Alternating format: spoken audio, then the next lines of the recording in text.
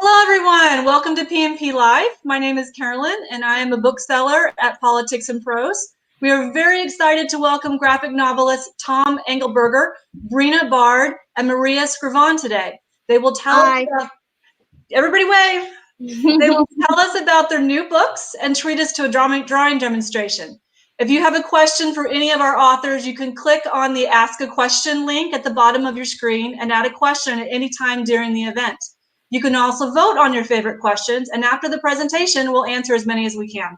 As always, please remember that this is a creative, safe space, and we ask that folks be respectful of one another and any questions and comments. If you look to the bottom of the screen, you will also see a green purchase button. Click on that at any time during the event to purchase a copy of the books you are hearing about today. If you are a student joining us, please check with an adult before buying anything. We are also going to do something fun with your help. This is new. If you've been to our events before, this is something new we haven't done yet. But right next to the Ask a Question link on the bottom of your screen, you will see a link called Polls. Click on that and pick which topic you would like to see our artists draw together at the end of the presentation. They'll draw them all together and we'll get to see how each of them interprets the topics. And don't worry about turning off your webcam or your mic for our events. You can see us, but we can't see you. So please get comfortable, and thanks again for supporting our bookstore and joining us today. Now let's get started. We are delighted to welcome not one, not two, but three amazing graphic novelists today. Maria Scrivan is an award-winning cartoonist, and she is going to tell us about the first book in her new graphic novel series. Nat Enough is inspired by Maria's own experiences in middle school and tells us the story of Natalie and how she deals with the changes going when she started middle school and not ever feeling like she's enough. Breena Bard is a graphic writer and illustrator and is one of the winners of the Get Published by Graphix contest. Her book, Trespassers, is all about summertime, family, friends, with a healthy dose of mystery thrown in. Many of you will know Tom Angleberger from his Star Wars Origami Yoda series and the Marvel's Rocket and Groot series. He is now bringing us the very popular Geronimo Stilton series in graphic format with The Sewer Rat Stink, Geronimo Stilton graphic novel number 1. So I'm going to turn it over to our guests now. We're going to hear first from Maria Scrivan. Take it away, Maria. Hi, everyone. Thanks for coming. The best thing about a virtual talk is that we can bring our pets.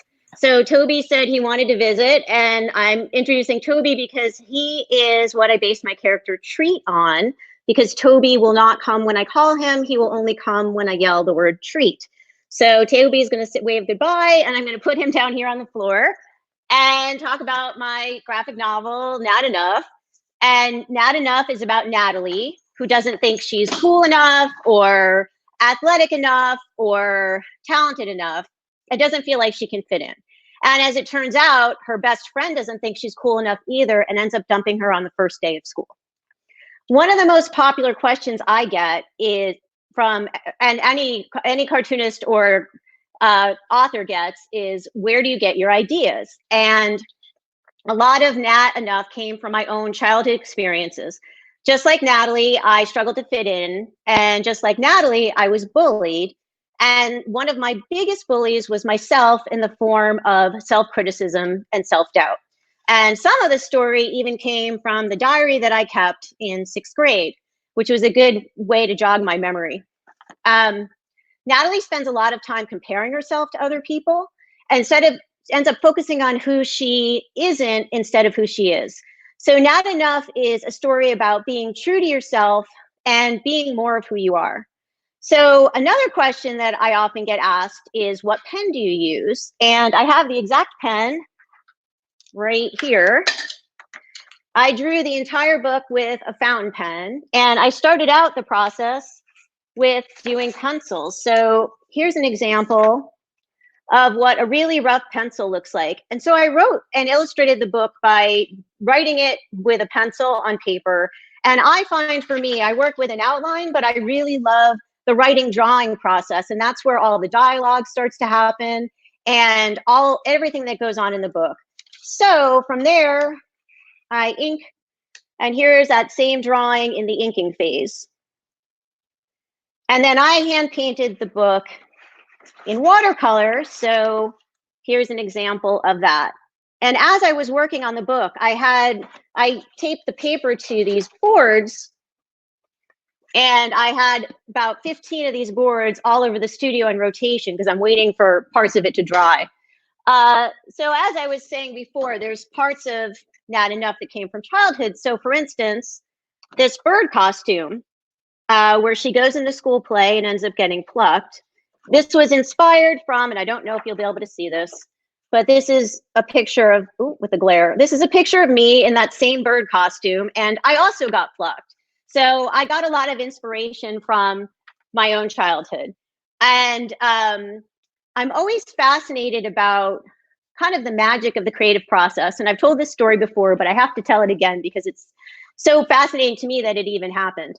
While I was writing the first draft of the book, I was at a yoga class, and we, for the first time ever, and I don't think it ever happened again, we sort of did a visualization. We were in child's pose, and then they said, imagine yourself in first grade, second grade, which was great. I was writing a book about sixth grade. We got to sixth grade, and I could not, for the life of me, remember my sixth grade teacher's name. And I loved her. I just completely went blank. And the whole day I'm thinking about it. And weirdly enough, later that day, something told me to go work at the beach, kind of near the picnic tables overlooking the water. And I look over, and there she is, my sixth grade teacher, who I hadn't seen since sixth grade. We live in adjacent towns, but the chances that we never ran into each other at a coffee shop or a grocery store. So I went up to her, and she remembered me right away. And she said, you used to love to write and draw. And seeing her kind of ignited this whole cascade of memories that became integral parts of my book, including a book contest that Natalie has. And that was inspired by this book that I did in sixth grade, which I guess is officially my first graphic novel, written and drawn. And so yeah, so that led off this entire cascade of memories, which was, I'm glad I saw her that day. So I guess the other exciting news, yesterday I just got a book of galleys of the sequel, the sequel, which is Forget Me Nat, which comes out in September. And you can also pre-order that now. So anyway, I'm gonna pass it along to Breena, who has the most amazing book, Trespassers, that I could not put down when I was reading it. Thank you, Maria. It's really cool to hear more of your process. I'll share a little bit of mine also.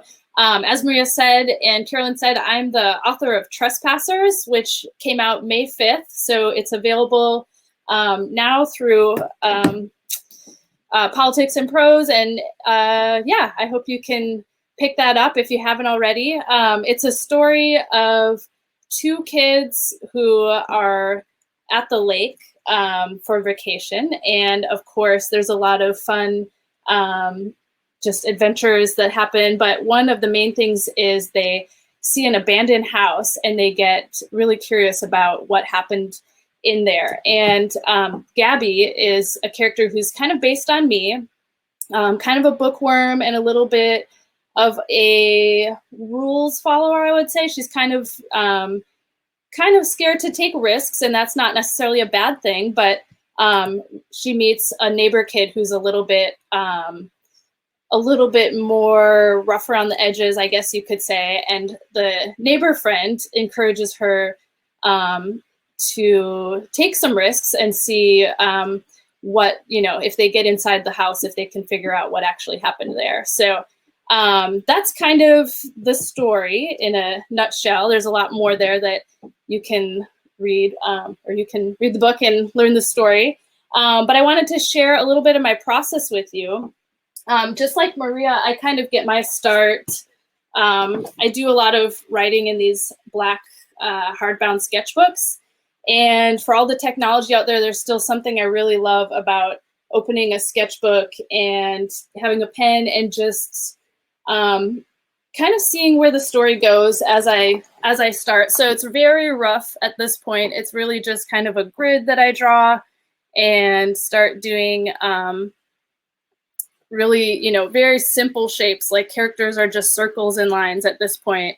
And a lot of what I write in here doesn't end up in the book, but I really try and let myself just write whatever comes to mind and not get too hung up on whether it makes sense or whether it fits the story, because later on you get into the editing stage, and that's when you can really kind of go in and cut out the stuff that doesn't work, or just edit, I guess. And after that, there's actually a few stages I won't show you, which is I usually transcribe all of that into a script, which is just words, and that helps me kind of share it with people and get some feedback on just the dialogue or pacing or any of the plot points that don't make sense. One of the hard things about editing comics is, it's like a puzzle and you fit it all onto a page, and then if you want to move a piece, you have to reconsider the rest of the page.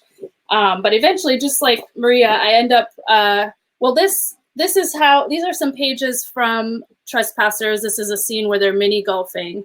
And so when I was, at this point, I was drawing on Bristol board with a blue pencil, which you can easily drop out when you scan it. And then I was using a brush and India ink. And what's interesting is this book has been so long in the making for me that about halfway through, I switched over to drawing digitally. And so I still have a lot of, so if you get the book, there's a lot of both. And it's kind of fun to see if you can maybe even pick out which is the brush drawings and which is the digital. I hope you can't tell, but so it kind of ended up being a transition for me into doing all of my work digitally. And I used a Cintiq tablet, which I won't show you, but I know a lot of people just work on an iPad or any kind of drawing tablet. There's a lot of great programs you can use for that too. And so at that point, I think I had a lot of the book done in 2017. I probably had 75% of the book finished. And that's when I heard about the Get Published by Graphix contest. And it came at an interesting time for me because I was really, it's a lot of work to make a graphic novel. And I had one young kid and we were thinking about having a second. And it was just really hard to find the time and to kind of imagine this going anywhere. So I was really close to actually taking a long break, and a long break can sometimes turn into just giving up on something. And fortunately, someone told me about this contest, Get Published by Graphix, and I submitted what I had. And to my delight, they chose the book, and 3 years later, it's in print and available. So kind of a long road to get there, but I think that's just the nature of doing a graphic novel. There's a lot of work that goes into it, and the reward is just huge when you finally get to see it finished. So that's all I've got for now. I will pass it on to Tom, and I think we'll come back later for questions after. Hey, thank you. Man, your books look great, guys. Well done. I'm not as good as you guys are. I'm really not even a very good artist, and everybody that's read the Origami Yoda books has seen my drawings and know that I'm not a very good artist. So how, in that case, did I end up making a whole graphic novel, and especially a graphic novel about a character who's already world famous before I got my hands on him? Well, let me tell you how it worked. For Star Wars, for my Origami Yoda books, I had to learn how to draw all the Star Wars characters really simply, right? I can't draw a perfect drawing of Yoda anyway, but even if I could, that wouldn't have worked for the Origami Yoda books. So I learned how to draw Yoda. I learned how to draw Yoda super simple. And of course, after Yoda, I learned how to draw Darth Vader super simple. Anybody remember who came after Darth Vader? Well, after Darth Vader, it was the Fortune Wookiee. And as you can imagine, each time I started a book, I had to stop and figure out how I was going to learn how to draw these characters without learning how to draw. So after the Fortune Wookiee came Jabba the Puppet. And as you'll notice, each time I'm not really drawing Jabba the Hutt each time. I've just memorized a certain pattern of lines that I'm going to use each time. After Jabba came the princess. And after the princess came Emperor Pickletine, the Evil Pickle. You guys remember the Evil Pickle? I've always been really proud of the Evil Pickle. So, oh yeah, and of course R2-D2 was in there too. I had to learn how to draw R2-D2 super simple. Something like that. Oh yeah, he's flying, so he's got the little lines there. So that's how I draw, is I have to break down a character, learn how to draw it super simple. So then I got a hold of Geronimo Stilton. And if you've ever seen one of the Geronimo Stilton books, you'll know that the artwork is really fantastic on them. They have really good artists. The books come from Italy, and they have great artists over there who make really fantastic drawings. So how was I going to compete with that? Well, I knew I couldn't compete with that. I knew I couldn't draw it as well as they could. So I did what I did with the Star Wars characters. I think I'm gonna switch to a different pen here, get a little better line. I did the same thing I did with the Star Wars characters. I tried to learn how to break it down into simple steps, and then I drew it over and over and over again until I got the hang of it. So this is how it goes. Now Geronimo, of course, is a mouse. He's gonna have, well, first I just draw a line, and that line could turn into anything. But since he's a mouse, I know the next line is going to be his snout. So I draw his snout like that. And I know he's going to have a nose. So I draw the nose. And then he's got mouse ears like that. Now that's starting to look like a mouse, but or hopefully starting to look like a mouse. But Geronimo is not just any mouse. He's a kind of slightly stuffy reporter mouse. He's a writer and a novelist, and so he likes to look good. When he steps out of his apartment into New Mouse City, he likes to wear a little suit. So I had to learn how to draw his little suit. So I learned how to draw. There's his shirt, and there's his tie, and he has a vest with 3 buttons like that, and then one arm goes this way and one arm goes that way. And he has these little, or what do you call those things on a suit? Oh, lapels. He's got these little, look like the collar of the suit. Okay, now you'll see I'm starting to get Geronimo here without ever actually doing much. So I'll just finish him off. He's got a hand over there. He's waving, and he's got 2 big eyes. And he's got little glasses on the end of his snout like that. And the last thing to do is figure out what his expression is. Now, on the cover of the book, he's pretty happy. He's pretty happy. But you'll notice that he's happy because he's just a couple of inches away from the stink that's coming out of the sewer. So what I really like to draw is his expression when he does smell the stink. And it's like this.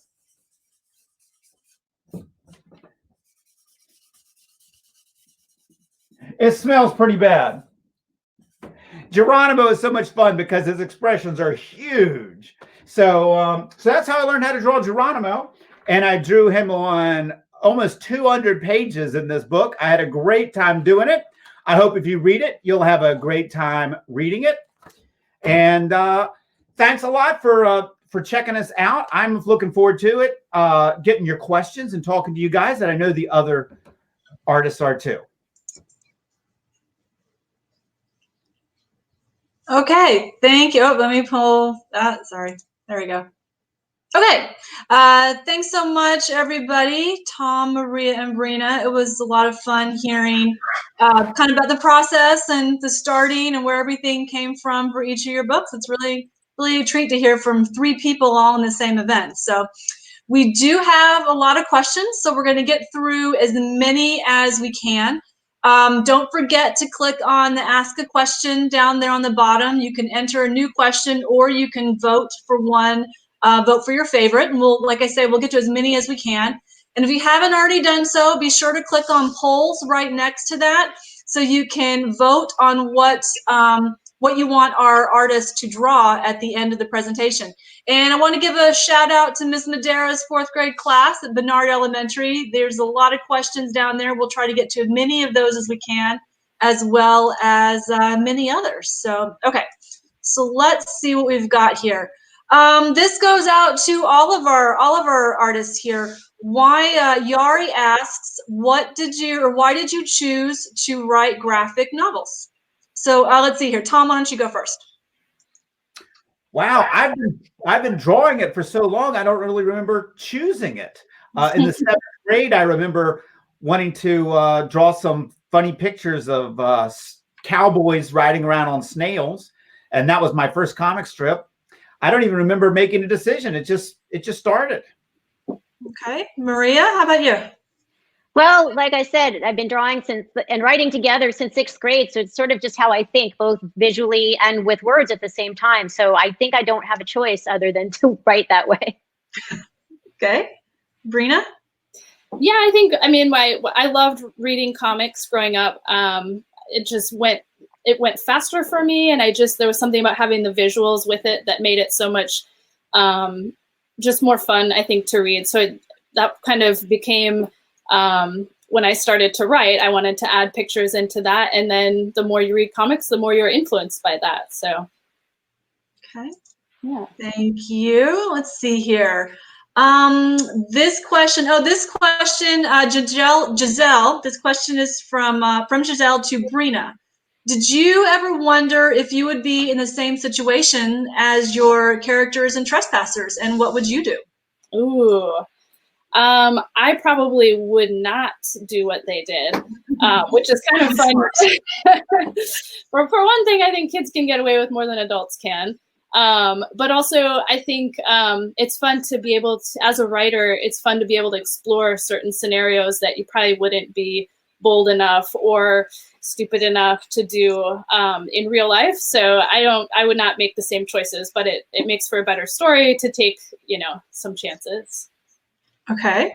Thank you. Let's see here. I'm kind of skipping around because they're in different orders. Hey, Maria, this question is from Kaylee. I think I pronounced that right. Have any, you mentioned that like dressing up in the bird costume is something that you experienced in middle school. Can you tell us about some of the other character experiences that you had that are in Nat Enough and what happened to you? Yeah, actually, so many of the stories and all of it's funny, as I created Natalie, I based it on childhood experiences, but then she as a character kind of took a life of her own and ended up being a teacher to me, which was a really cool experience. And all of the supporting characters are sort of an amalgam of friends that I have. But I also got barked at. I got plucked by somebody in the school play. I absolutely wiped out on the hurdles. I did an in-class essay contest where the teacher didn't believe that I finished it in time and someone had my back. And I also, as you saw with the book, had a book and entered a book contest as well. So a lot of the story did come from my real life experiences as a launching pad. Yeah, I think a lot of us could understand a lot of those experiences as well. So thank you. Okay, so this question is for Tom. Let me see if I can find this question so I can get the name of the person. Oh, I can't find it, but I remember reading it. So basically, Geronimo Stilton is a popular series that a lot of people have read. What was it like putting your own spin on a existing character? Oh, okay. Well, I've loved Geronimo for a long time. I think Geronimo is a great character. So I didn't want to spin him in a different direction, but I did want a chance to sort of embiggen. Is that a word? I wanted to make him even a little bigger. And so whereas in the normal novels, he might be like, wow, I wanted a chance to draw him just like, wow. So I tried to make all of his existing characteristics just like even bigger, even crazier. And I think he's a great character. I wish I had invented him. But a great Italian author, Elisabetta Dami, she's the one that invented him. And she just lets me sort of play with her toys a little bit. Yeah, and that question was from Allison, by the way. And as a kind of as a bit of a follow-up to that, is there going to be another one? Are you going to do another Geronimo Stilton graphic? We do. I'm not even sure if I'm how much I'm allowed to say about it, but there's going to be no one's listening. Go ahead and tell them. There's going to be another one, and if you're a fan of Creepella, then definitely stay tuned, because I'm also a fan of Creepella, so I jumped at the chance to do one where Geronimo runs into his old buddy Creepella. And of course, in the next book, we'll see a lot more of Thea and Trap, his Geronimo's family. Okay, wonderful. Thank you. Okay, here's a question for everybody, and we'll go around like we did last time. And this question is from Pandora, and she asks, can you help me by telling me how to become a great cartoonist? So let's see, Breena, why don't you start on this one? Oh boy. I would say draw. Get a sketchbook and just draw whatever you see. Draw from your imagination, draw from life. But also, I think the important partner to that is writing. So, whatever interests you, if it's writing, like Maria took from her journal, if it's writing stories from your own life, or inventing characters. But I think you need to make sure to spend time with both parts of comics. Okay. All right, Maria, what's your take on that? Everything Breena said.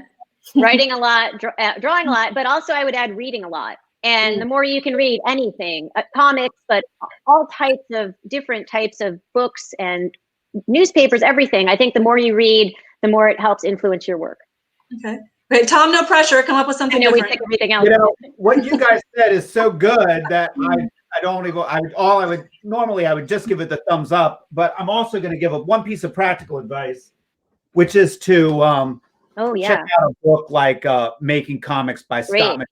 Now, I don't know how old Pandora is, because this book is a little more for older kids, but this is a incredible guide. Scott McCloud is so talented, and he was so wonderful to share his genius with us in this book. So read some Scott McCloud. That's definitely part of it. Okay.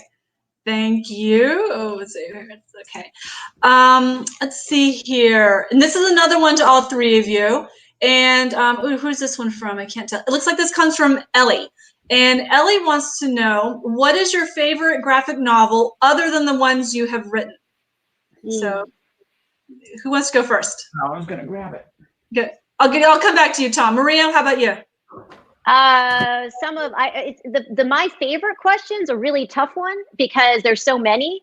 But I really love El Defo by C.C. Bell. Did I steal yours, Tom? Yeah, that he may have to think of another one now. I can't find my copy of El Defo, but I do have. Oh, see? Nice. Okay, Breena, how about you? I would say my favorite. It is really hard to choose. My favorite long-lasting would probably be Persepolis by Marjane Satrapi, which is 2-volume book, and it tells the story of a young girl growing up in Iran during the Iranian Revolution. That one was really inspiring to me. Mm-hmm. Okay, Tom, did you want to? Well, I was going to say El Defo. El Defo, yeah. It's written by my wife, C.C. Bell. Mm-hmm. And I'm also tempted to say Dogman, because Dogman is so brilliant, but everybody in the world has already knows and loves Dogman, so you don't need me to tell you that. So let me say Stargazing by Jin Wang. Jin Wang was the illustrator of my Fake Mustache book and my Quick Pick series. And then she stopped working with my books and started making her own book. And when it came out, I was like, well, good, because your book on your own is so much better than when you do my books. Her Stargazing book is so great. And she also has The Prince and the Dressmaker, which is another great graphic novel. Mm-hmm. She's awesome. That's W-A-N-G. Go to the W's. W-A-N-G, Jin Wang, Stargazing, and The Prince and the Dressmaker. Mm-hmm. Yeah, all good ones there. Thank you. Okay, let's see here. Here's another one for all of you. This is from Vivian. What was the hardest part of writing these books? Who wants to go first? Breena, how about you go first? I mean, I think I mentioned it, but I think just the sheer volume of work and knowing that once you write the whole book, you're also, unless you're working with an illustrator, you're also drawing the whole book and then revising it. And I did all of the color for my book. So I think for me, the hardest part is just knowing like this is going to be a long, long project, but it's worth it to just keep showing up, and little by little you chip away, and pretty soon you have more done than you have left to do, and eventually you finish if you keep showing up, but you just have to keep going to work on it. Okay, thank you. Anybody else? Tom, Maria?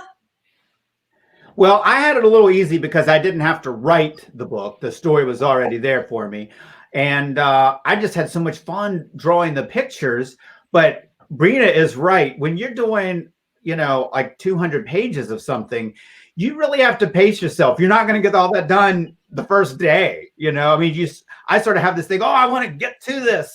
And you've got to come up with that excitement day after day after day for months. So it is serious business. That's why I often encourage people that are just starting out, don't launch into a graphic novel. Try a one-page comic, try a little 8-page comic, have some fun first before you take on a marathon.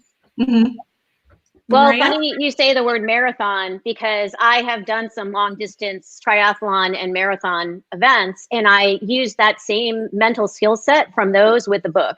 And I don't know that I would have had the mental, like the same fortitude that without having done those events, because I, just like Breena said, you're kind of like, this is head down, you're doing this, you have to show up all the time. And you also learn to pace it. And I did a lot of calculating, like, okay, I've got this many pages, so I got to do this many pages today. And that, and sort of, you kind of figure out a system in place. But it's a marathon. It's a long haul. But in that same thing, I really loved being in that space so intensely for that period of time. Yeah, that's definitely, yeah, good answers there. Thank you. Let's see here. Oh, I see the questions, and then they move in the queue here for me. Oh, here we go. Yeah, Maria, you talked a little bit about the materials, but this is from let's see, this is from Mrs. Madera, no, from Gabrielle, I think, in Mrs. Madera's class. What kind of materials do you use for your illustrations? So Maria, you that, so why don't you start?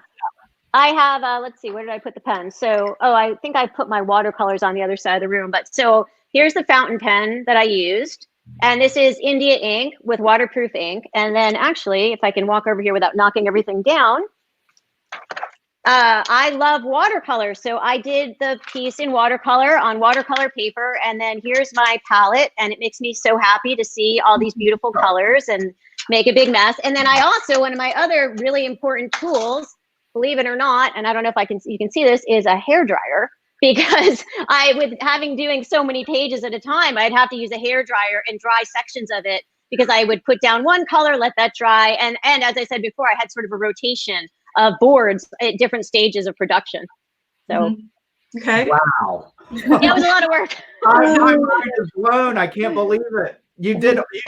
That's all real watercolor, that whole book? Yeah, and colored pencil for Natalie's sketchbook pages. I use colored pencil for those to kind of make them a little bit different. Any of the pages that has a pink border is her sketchbook pages. So, yeah. Yeah, that's my thing. Might have been a marathon. Your thing really is a triathlon. A bunch of skills, and oh my God, wow, I'm impressed. So Tom, tell us about what's your medium? What do you like to use? Let me see. Let me show you here. I got so what I do is I do all mine digitally, and I would show you my screen, but it's actually the screen I'm using. So I use this with one hand, and with my other hand I have this Super Nintendo controller that's wired up for stuff like undo, copy. Oh, wow. You actually using a Nintendo controller? I change my brush size like this. That's great. So I can really get going sometimes like this. But sometimes, just like with a video game, you push the wrong button. I'll be drawing along, I'll push the wrong button. It'll, yeah. So, but I'm getting better at it. I'm getting some video games. Okay. Did you learn that yourself? There's a lot of people do it, actually. I'm not. Wow. How cool. Yeah. That's amazing. Okay. Breena, how about you? Yeah, like I mentioned, I switched to digital after, it was kind of a slow transition where initially I was working on paper, and then I started doing my pencils, my initial sketches digitally. and printing that out on large paper and still inking. And then now, like Tom, I mostly use a Cintiq. I don't have a cool Nintendo controller though. I was just using my keyboard for shortcuts. But there is, there's a lot of pros and cons to switching to digital. I think the efficiency, I don't need a hairdryer, for example. No. But at the same time, you lose sometimes some of that, the happy accidents and the magic that comes from working on paper. But I do like having it all in one small place and not having to spread out too big. Okay, great. Thank you. All right, I think we have time for a couple more. Let's see here. This one is from Oliver. And Oliver asked, how old were you when you wrote your first book? Let's see, who's got an answer first? Well, I started my first book in the 8th grade, but didn't finish. So I guess that doesn't count. And then I wrote my first comic books in about the 11th grade, but nobody wanted to read those.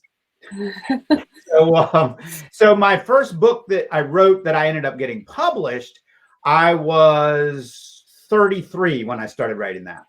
Wow. Okay. Okay. Breena, how about you?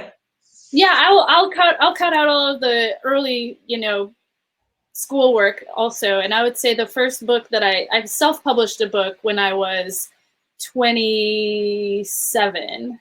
And that's what I consider my first book. Okay. Maria? Well, I guess technically maybe the book in 6th grade, kind of. And my dad, funny enough, found this little book that I had made in 1st grade. It was just a collection of flowers all taped together. So I've been kind of doing this forever. But the first book I self-published was 10 years ago. And then officially Nat Enough as published by a publisher book just this last April. Okay, great. Thank you. Oh, I lost my question again. There it is. All right, so let's see here. I think we can do one more. Here's another one for everybody. What would you say, this is from Tim, what would you say, what are the challenges of breaking into the business of being a graphic novel author illustrator? So Tom, how about you go with that one first? It's a big challenge. It took me, as you can tell by those numbers, where I started out when I was 10 and then all of a sudden it's 33. It's not easy. The challenges are huge. For me, one of the challenges is there's better artists than me out there all the time, and there's 2 of them right here. And so I've got to try to come up with something to compete with them. And so I've just tried to come up with, boy, I don't even know exactly how to say it. I'm just trying to put myself out there, and if people like it, that's great. If I tried to copy what these other people were doing, I know I would fall short. Mm-hmm. So that's why I'm just trying to do my thing as best I can. Okay. Maria, what do you think? Yeah, and what Tom's saying, I think, is a really great way to put it. We all have our own unique voices. None of us can be each other. We have our own unique stories and voices and way of drawing and way of approaching life. And I think if someone said to me, it's going to be 10 years after you self-published this book, and I had done picture book pitches and all kinds of things that got rejected. If someone said to me in the beginning, okay, this is going to happen, but you're going to have to wait 10 years or 12 years, I don't know if I would have persisted. But I think now, knowing it, I absolutely would have persisted. And I think the big thing is not giving up. Rejection's part of it. That's going to happen. And it's a good thing. You start learning about, you get rejected, and then you start to make your work better and keep working with your own work and see how you can elevate your own work. Mm-hmm. Okay. Breena? Yeah, I think just the sheer amount of creative people in the world, and a lot of people have dreams of being a published cartoonist or author or illustrator. And it can just be hard to get your work in front of the right people. But I think, most people who have been published will say, like, it just takes, trying and not letting a rejection letter deter you from your dreams. And for me, I think I would say find alternative ways. Like for me, I got my foot in the door through a contest, and I think there's other things like that out there. I've also won a grant to self-publish. And you just have to find maybe other ways in, side doors or back doors into the industry. And sometimes that can kind of help put you ahead of some of your other competition. Yeah. Great. Thank you. Yeah. Thank you very much. Like I say, we have so many great questions, and I'm sorry we're not going to be able to get to all of them, but we do want to move on to our fun drawing demonstration here. So, but I really enjoyed, I think that was great hearing about all of you all's, your inspirations, your process, your insights for breaking into this, to this field. So thank you very much for that. So, okay, so if you haven't already done so already, those of you at home, go down and click on the polls link down there in the bottom, and click on, got a last minute chance to vote, and I'll let our authors or artists get everything set up for our drawing demonstration. I'm going to get my timer. They're going to have 3 minutes to draw your prompt. I'm going to get rid of my camera here. You'll still hear me, but so that you can watch them draw along together at the same time. There you go. Yeah, Maria, turn a little bit. Yeah, a little bit more. There. There you go. There. Okay. Better? There. That looks good. Okay. Okay, Breena, you look good too. Okay. Are we ready? All right, I don't know if you guys have cheated and looked at the polls, but are we ready to see? We're ready. What are Okay. we working with here? And the prompt is, and the winner is with 27 votes. We want to see, our viewers want to see a unicorn driving a car. Tom, I'm very happy. Oh no, Tom! Tom. It's the only Are we thing saying no? Oh, sorry. That's not the one that was winning earlier, so I see we had some last minute ones. So we're going to see you guys drawing a unicorn driving a car. We have 3 minutes, and are we ready? Yep. Okay, go. Sorry, I got a little ahead of the things here. All right. Oh, hi, Katie. Let's see. Some people starting with the car, some people starting with the character. A little bit different process there.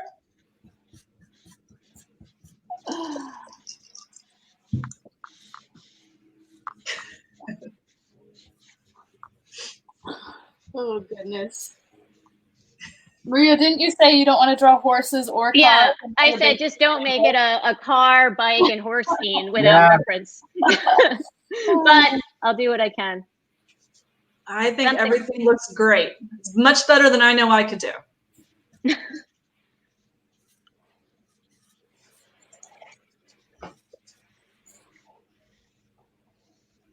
Okay, we've got about 2 minutes left. Oh no, I already made a mistake. Get extra credit for color. Oh, really?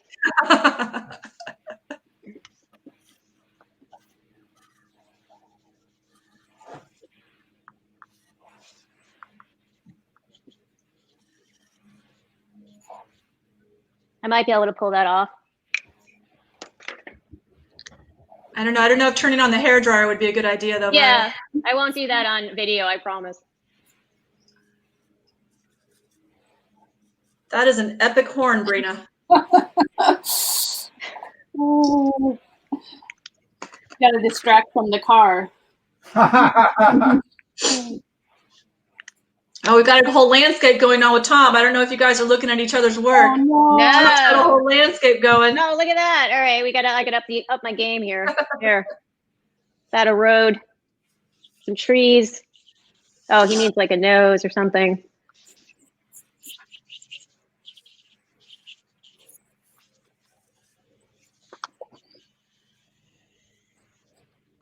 Oh, he's gotta wear a seatbelt.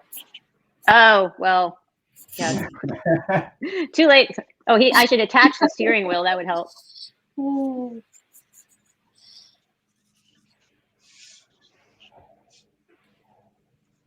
Let's see.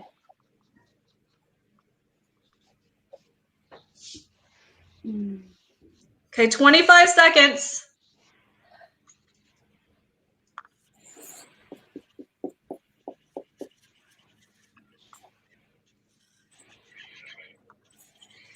$15 seconds. Okay, we're at less than 8, 7, 6, 5, right. 4, 3, 2, 1. Oh my God! There's my timer going on. All right. Oh, that's great. I love it. Oh man. How Everybody fun. look at each other's work. Okay, I Breena, love I it. think that you definitely get the points for the cool character there, Breena. Yeah, great. And Oh, the man. landscapes, and that's the happiest unicorn I've ever seen, Maria. I love it. And Tom, did you cheat? Is that the Loch Ness Monster? Oh yeah, exactly. That's great. Thank you so much. All right, I'm gonna bring my camera back online here. That was a lot of fun. That's definitely some impressive work with just 3 minutes. I love it. So, all right. So, let me get my notes here. Thank you so much, Maria, Breena, and Tom, for joining us today. And thank you so much, viewers, for joining us today.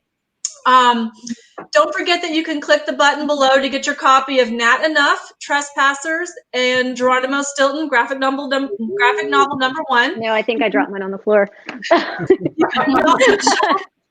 You can also shop our online store for authors' other books. We would love for you to join us for future events. You can click the follow button on the upper right-hand corner of your screen. Click on Politics and Prose. And you can also check out our website for updated event listings. Follow us on at Kids and Prose on social media for the Children's and Teens Department for any other future events. And for those of you at home, we would love to see your pictures of a unicorn driving a car as well. So Definitely. draw that, show us your practice drawing, take a picture of it on social media and tag us at Kids and Prose. And we would love that. Any closing remarks for you guys? This was a lot of fun. Thanks for This was hosting it. great. Yeah, thank you. Yeah, may the force be with you. Thank you. Thank you so much for joining us today. Thank you, Tom, Maria, and Breena, and thank all of you at home. And we look forward to seeing you again. Okay, bye-bye. Bye.